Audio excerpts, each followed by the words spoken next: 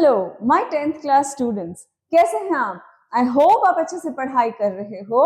So let us start a new lecture, that is lecture 8 part 3. But before starting anything, our famous 3 instructions. Number 1, spine should be straight. लेटना नहीं है, हाथ में copy pen रखना है, important चीजें लिखना है. नंबर 2, बिना हेजिटेशन के डाउट्स कमेंट बॉक्स में पूछना है. I will help you out. And number 3, जब तक पलक मैम पढ़ा रही है हमें उठना नहीं है, साथ में पढ़ना है. तो पार्ट 1 में और पार्ट 2 में हम लोग पढ़ चुके हैं रेस्पिरेशन क्या होता है. फिर हमने पढ़ा था टाइप्स ऑफ रेस्पिरेशन जो 2 तरीके के होते हैं, aerobic respiration and aerobic respiration. अब हम लोग पढ़ना चाहते हैं कि दोनों रेस्पिरेशंस में डिफरेंस क्या है. और लास्ट में हम देखने वाले हैं टेस्टपलूजा. जिन्होंने हमें फर्स्ट टाइम ज्वाइन करा है, मैं बता दूं, टेस्टपलूजा मतलब इस पूरे लेक्चर के एंड में हम लोग कुछ ऐसे सेट ऑफ क्वेश्चंस करते हैं जो बोर्ड एग्जाम्स में हमको बहुत काम में आते हैं, और वो पूरे इसी लेक्चर पे बेस्ड क्वेश्चंस होते हैं. So don't miss it. So let us start. इससे पहले आपको एक 3 मार्क्स में हमेशा सवाल पूछा जाता है कि सारे रेस्पिरेटरी पाथवेज को आप डिस्क्राइब कर दो. तो सवाल आपको कुछ ऐसा पूछा जाएगा, that is breakdown of glucose by various pathways. जो हमने पिछले पार्ट 1 और पार्ट 2 में पढ़ा है उसी का पूरा निष्कर्ष आपके सामने है. एक बार फिर से मैं रिवाइज करवा देती हूँ, और ये एज इट इज आपको 3 मार्क आंसर में लिखना है. अब 3 मार्क्स का सवाल है तो जरूरी नहीं है कि हमको आधा पेज या 1 पेज भरना है. नो, आप इतना सा भी बना दोगे, फुल मार्क्स आपको मिल जाएंगे. सबसे पहले ग्लूकोज है. अब रेस्पिरेशन है तो ग्लूकोज तो टूटेगा. चलो एक बार रिवाइज करवा देती हूँ. रेस्पिरेशन मतलब होता है, गलत, ये रेस्पिरेशन नहीं है, ये ब्रीदिंग है. ब्रीदिंग मतलब सांस अंदर लेना और सांस बाहर छोड़ना. So breathing is a part of respiration. Respiration मतलब होता है breakdown of glucose to produce energy. और ये जो ग्लूकोज है ये ऑक्सीजन की प्रेजेंस में टूटता है तो एरोबिक रेस्पिरेशन कहलाता है, और अगर बिना ऑक्सीजन के प्रेजेंस में टूटता है तो एनएरोबिक रेस्पिरेशन कहलाता है. तो ये ग्लूकोज है. अब ये भले ही एरोबिक रेस्पिरेशन हो या एनएरोबिक रेस्पिरेशन हो, उसकी पहली स्टेप तो क्या होगी, ग्लाइकोलिसिस, जो आपको याद है. तो मैं यहां पे लिख देती हूं ग्लाइकोलिसिस. ठीक है, मतलब कि ग्लूकोज का टूटना. किसमें टूटता है ग्लूकोज? ग्लूकोज का फॉर्मूला लिख दूं क्या, C6H12O6. किसमें टूटता है वो?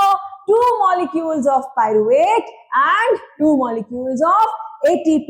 पायरुवेट हम डिटेल में याद कर चुके हैं, लेकिन फिर से मैं इसका फॉर्मूला लिख देती हूं, CH3COCOOH. ठीक है, ये तो आपको याद है, हमने पिछले पार्ट 1 और पार्ट 2 में ये रज के याद कर लिया है. तो अब 2 मॉलिक्यूल्स ऑफ पायरुवेट बन गए हैं और 2 मॉलिक्यूल्स ऑफ एटीपी बन गए हैं. इस प्रोसेस को ग्लाइकोलिसिस बोलते हैं, जो कहाँ होता है, जो होता है साइटोप्लाज्म में. कहाँ होता है? सेल के अंदर, साइटोप्लाज्म में. चाहे एरोबिक रेस्पिरेशन हो चाहे एनएरोबिक रेस्पिरेशन हो, फर्स्ट स्टेप कॉमन है. अब हम आगे चलते हैं. ये है आपका एनएरोबिक रेस्पिरेशन, और ये भी क्या है, एनएरोबिक रेस्पिरेशन. आपके सिलेबस में एनएरोबिक रेस्पिरेशन 2 ऑर्गेनिजम्स में होता है. एक है ईस्ट में, YEAST, which is a unicellular fungus, east में, और ह्यूमन मसल सेल में.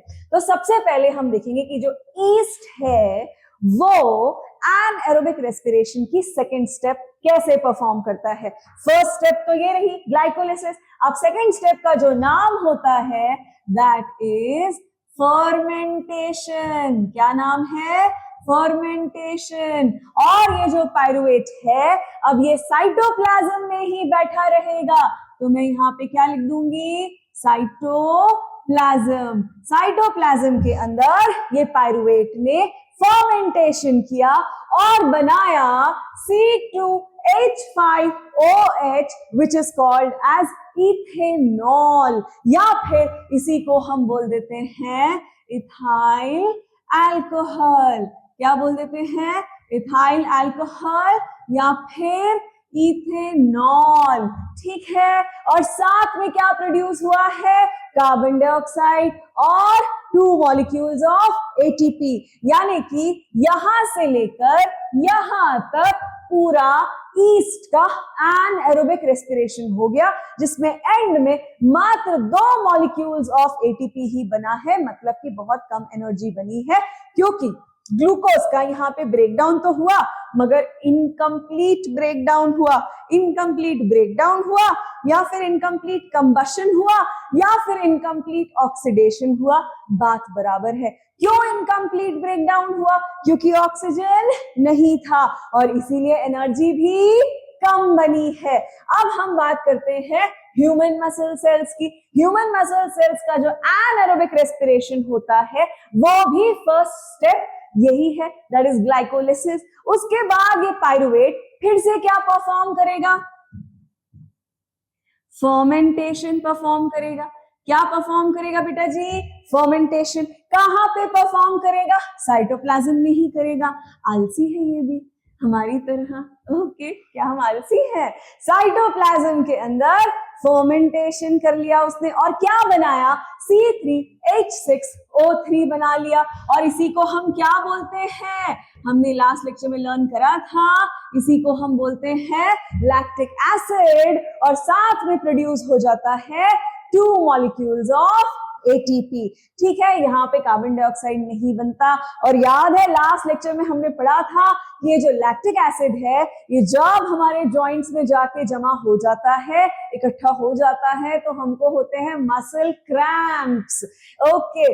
फिर अगला स्टेप हम देखेंगे अब एरोबिक रेस्पिरेशन। एरोबिक रेस्पिरेशन जहां पे ऑक्सीजन इस्तेमाल होती है, पहला स्टेप ग्लाइकोलिसिस का सेम रहेगा। उसके बाद अब ये जो पाइरुवेट के 2 मॉलिक्यूल्स हैं ये साइटोप्लाज्म में नहीं बैठेंगे, ये जाएंगे एक सेल ऑर्गेनेल के अंदर जिसका नाम है powerhouse of the cell, that is none other than mitochondria. और वो वहां पे क्या परफॉर्म करेंगे, वो परफॉर्म करेंगे क्रेब्स साइकिल। क्या परफॉर्म करेंगे बेटा जी, क्रेब्स साइकिल। क्रेब्स क्या है, अरे क्रेब एक साइंटिस्ट का नाम है जिन्होंने हमें ये साइकिल बताई थी, तो हमने इसको क्रेब्स साइकिल नाम दे दिया ताकि हम उन्हें थोड़ा सा रिकग्निशन दे सकें बेटा जी। फिर ये जो पाइरुवेट है माइटोकॉन्ड्रिया के अंदर जाता है, क्रेब्स साइकिल परफॉर्म करता है और टूट जाता है कार्बन डाइऑक्साइड में, वाटर में, और कितनी एनर्जी प्रोड्यूस करता है, 36 to 38 molecules of ATP produce करता है। तो देख लो एनाएरोबिक रेस्पिरेशन में केवल 2 मॉलिक्यूल ऑफ एटीपी प्रोड्यूस हुआ है, यहां भी 2 मॉलिक्यूल्स ऑफ एटीपी प्रोड्यूस हुआ है, मगर एरोबिक रेस्पिरेशन में जहां पे ऑक्सीजन का इस्तेमाल हुआ है एंड में कितनी ज्यादा 36 to 38 molecules of ATP produce हुआ।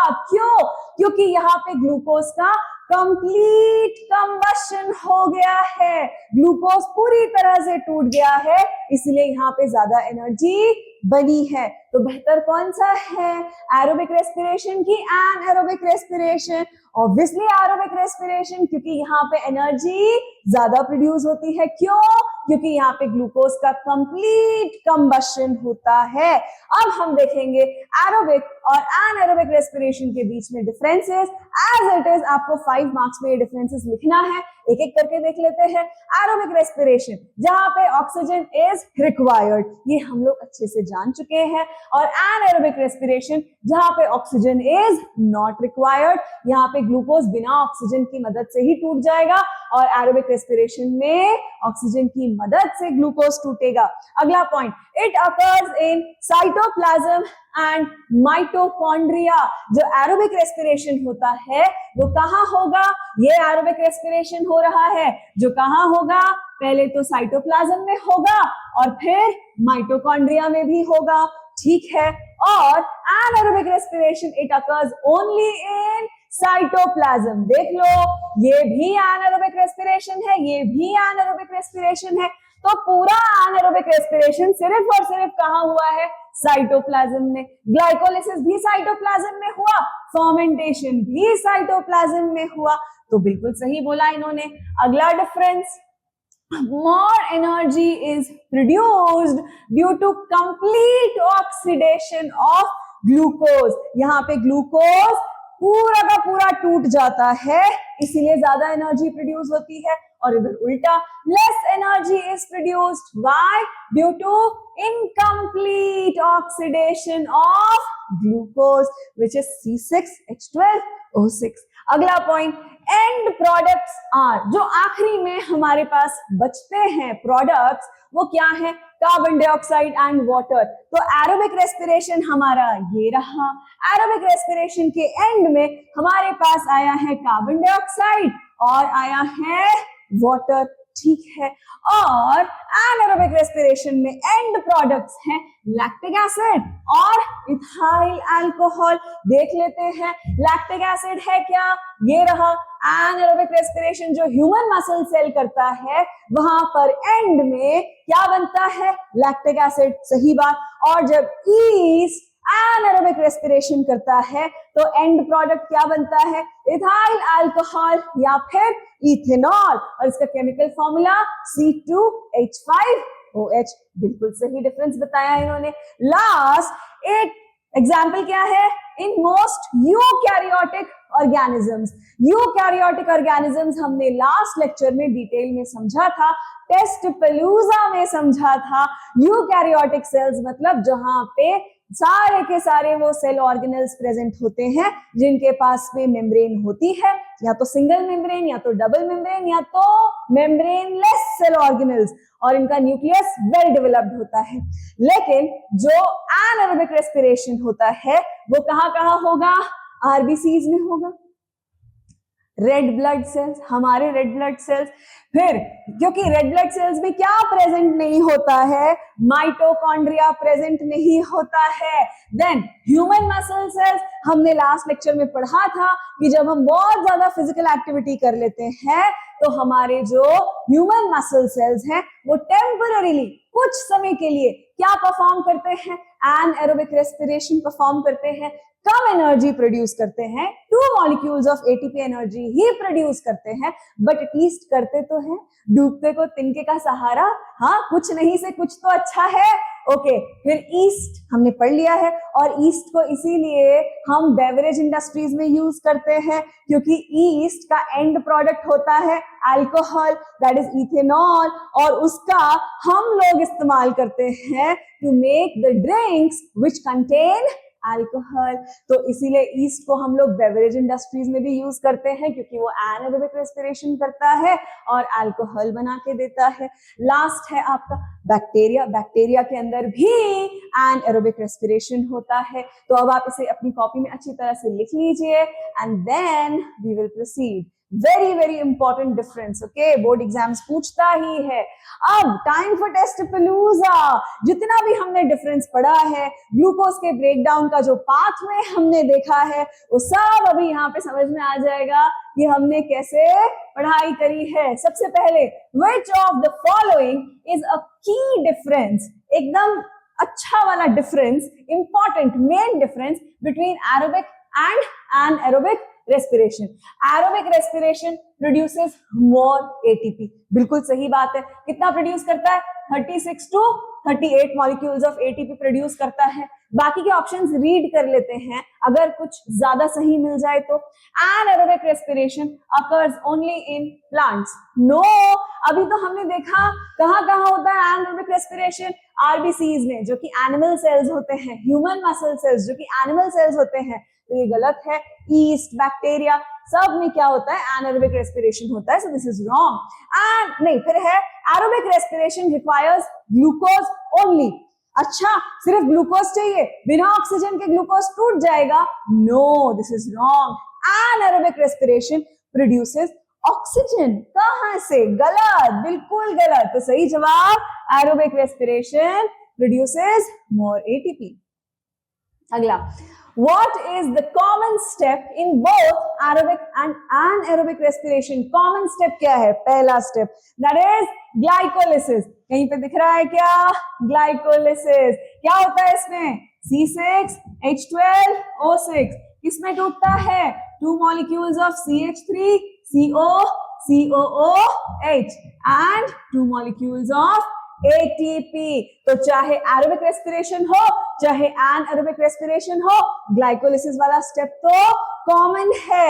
याद है कि नहीं? हमने जो सबसे पहले देखा था, जैसे मैं आपको दिखा देती हूँ, यहाँ पे हमने देखा था कि ये जो ग्लाइकोलिसिस है, चाहे एनाएरोबिक रेस्पिरेशन हो चाहे एरोबिक रेस्पिरेशन हो, ग्लाइकोलिसिस तो कॉमन ही रहेगा। ठीक है, आगे बढ़ते हैं। अब हम लोग देखेंगे हमारा अगला सवाल, which of the following is common to both aerobic and anaerobic respiration? दोनों चीजों में, दोनों रेस्पिरेशंस में क्या कॉमन है? Use of oxygen? No, oxygen is only used in aerobic respiration. Breakdown of glucose? हाँ, ग्लूकोज तो दोनों में ब्रेकडाउन होता है। किसमें? अभी पढ़ा हमने पायरुवेट में। Formation of lactic acid? No, lactic acid सिर्फ और सिर्फ एनाएरोबिक रेस्पिरेशन में बनता है, और वो भी ह्यूमन मसल सेल्स के फर्मेंटेशन में होता है। Occurs only in mitochondria? No, anaerobic respiration mitochondria में होता ही नहीं है, वो सिर्फ और सिर्फ साइटोप्लाज्म में होता है। तो सही जवाब breakdown of glucose is common, option B is correct. अगला, the first step in the breakdown of glucose is called? ये तो हमको पता ही है, फर्मेंटेशन नहीं, ग्लाइकोलिसिस हाँ जी, ऑक्सीडेशन भी नहीं, डाइजेशन भी नहीं, सही जवाब ग्लाइकोलिसिस। अगला, which condition favors anaerobic respiration? देख लो ध्यान से, anaerobic respiration के लिए कौन सी कंडीशन जरूरी है? हाई ऑक्सीजन, ठीक है, ऑक्सीजन तो चाहिए। लो ऑक्सीजन, गलत। अच्छा, एनाएरोबिक है ना, मैंने एरोबिक पढ़ लिया, सॉरी। एनाएरोबिक रेस्पिरेशन है, हाई ऑक्सीजन, गलत। एनाएरोबिक रेस्पिरेशन में हमको ऑक्सीजन नहीं चाहिए। लो ऑक्सीजन हो सकता है। हाई टेम्परेचर ओनली, गलत। हाई लाइट इंटेंसिटी, गलत। तो सही जवाब लो ऑक्सीजन, यानी कि एनाएरोबिक रेस्पिरेशन में जो इंपॉर्टेंट कंडीशन है, जो हेल्प करती है परफॉर्म होने में एनाएरोबिक रेस्पिरेशन को, दैट इज लो ऑक्सीजन। अगला, इन एरोबिक रेस्पिरेशन, कौन सा? Aerobic respiration, glucose is completely broken down into, देख लो, इथेनॉल एंड CO2, गलत। इथेनॉल तो एनाएरोबिक रेस्पिरेशन में ईस्ट प्रोड्यूस करता है। लैक्टिक एसिड, गलत, ये ह्यूमन मसल सेल एनाएरोबिक रेस्पिरेशन में प्रोड्यूस करता है। CO2 एंड वाटर, हाँ, और साथ में एनर्जी भी लिख देते तो हमको थोड़ा अच्छा लगता। ग्लूकोज एंड ऑक्सीजन, नहीं, ग्लूकोज तो टूटता है। तो सही जवाब आपका हो गया है सी वाला। सबने सही किया था। अगला सवाल देखते हैं, बताइएगा। Aerobic respiration produces, aerobic respiration क्या प्रोड्यूस करता है? Less energy than anaerobic respiration, गलत। एरोबिक रेस्पिरेशन क्या प्रोड्यूस करता है? जो एरोबिक रेस्पिरेशन परफॉर्म करते हैं उन ऑर्गेनिजम्स को हम बोलते हैं एरोब्स, और जो एनाएरोबिक रेस्पिरेशन परफॉर्म करते हैं उन्हें हम बोलते हैं एनाएरोब्स, ठीक है। तो जो एरोब्स हैं वो कितनी एनर्जी प्रोड्यूस करते हैं? 36 to 38 मॉलिक्यूल्स ऑफ ATP, और जो एनाएरोब्स होते हैं वो केवल 2 मॉलिक्यूल्स ऑफ ATP प्रोड्यूस करते हैं। तो ये लिखा है मोर एनर्जी देन एनाएरोबिक रेस्पिरेशन। हाँ, जो एरोबिक रेस्पिरेशन है वहां पे ज्यादा एनर्जी प्रोड्यूस होती है। नो एनर्जी, गलत। वेरिएबल एनर्जी मतलब चेंज होती रहती है, नहीं, एनर्जी चेंज नहीं होती है, फिक्स्ड होती है। तो सही जवाब आपका क्या होगा? Aerobic respiration produces more energy than anaerobic respiration. Aerobes, हम लोग कौन सा रेस्पिरेशन परफॉर्म करते हैं? Aerobic respiration. Anaerobes anaerobic respiration perform करने वाले ऑर्गेनिजम्स। ओके, आगे बढ़ते हैं। In the absence of oxygen, oxygen की कमी में pyruvate is converted into ethanol and CO2, बिल्कुल सही। और किसमें होता है ये तो ईस्ट में होता है, प्लांट्स नहीं, एनिमल्स नहीं, ईस्ट में, ह्यूमन ब्लड में भी नहीं। ओके, बहुत ही आसान सवाल था। अगला देख लेते हैं, which of the following is not a pathway of pyruvate breakdown? जो पायरुवेट टूटता है तो हमको पता है 3 पाथवेज होते हैं। एक तो ह्यूमन मसल सेल वाला कौन सा फर्मेंटेशन, लैक्टिक एसिड फर्मेंटेशन, एक ईस्ट वाला दैट इज अल्कोहलिक फर्मेंटेशन, और एक लास्ट आपका एरोबिक रेस्पिरेशन जो कि क्रेब्स साइकिल में होता है ना। तो देख लेते हैं, pyruvate breaks down into carbon dioxide and water with oxygen। तो ये तो होता है एरोबिक रेस्पिरेशन में। सवाल में पूछा है नॉट, तो ये गलत हो गया क्योंकि ये किसमें होता है, ये एरोबिक रेस्पिरेशन में होता है। अगला, pyruvate breaks down into ethanol and CO2 without oxygen. हाँ, किसमें होता है, अभी हमने पिछले सवाल में देखा था ईस्ट में होता है, पर यहां बोला है नॉट, तो ये भी गलत हो गया। Into lactic acid without oxygen, ये भी सही है, ये भी मसल सेल्स में होता है। तो यहां पे मैं लिख देती हूँ ह्यूमन मसल सेल, ठीक है, ह्यूमन मसल सेल्स में होता है। तो ये भी गलत हो गया क्योंकि वहां पूछा है नॉट। इनटू स्टार्च डायरेक्टली, जो पायरुवेट है वो स्टार्च में टूट जाता है, तो ये तो गलत है। और सवाल में यही पूछा है कि इसमें से गलत कौन सा है, तो आपका जवाब होगा डी। ओके, पायरुवेट इसमें नहीं टूटता है। अगला, the end product of glycolysis is, क्या होता है, ग्लूकोज? नो, ग्लूकोज तो खुद टूटता है। पायरुवेट तो ग्लाइकोलिसिस का एंड प्रोडक्ट। अच्छा देखो, ग्लाइकोलिसिस क्या होता है, C6H12O6, किसमें टूटा, CH3CO COOH, ये क्या है, पायरुवेट है। तो यहाँ क्या पूछा है, the end product of glycolysis, यही तो है ग्लाइकोलिसिस, एंड प्रोडक्ट क्या है, पायरुवेट, बिल्कुल सही। इथेनॉल गलत, लैक्टिक एसिड गलत। Okay, this is how you solve the MCQs। अब टाइम खत्म, तो अब हम अगले लेक्चर में देखने वाले हैं respiration in aquatic organisms. Aquatic organisms मतलब जो पानी में रहते हैं, तो हम यहाँ फिशेस, प्रॉन्स, क्रैब्स, स्नेल्स, इन सब की बात करने वाले हैं कि उनके अंदर रेस्पिरेशन कैसे होता है। टिल देन ये आपके जो पार्ट 1, पार्ट 2 और पार्ट 3 था, उसको अच्छी तरह से रिवाइज करिए, कॉपी में नोट्स लिखिए। सी यू सून, थैंक यू।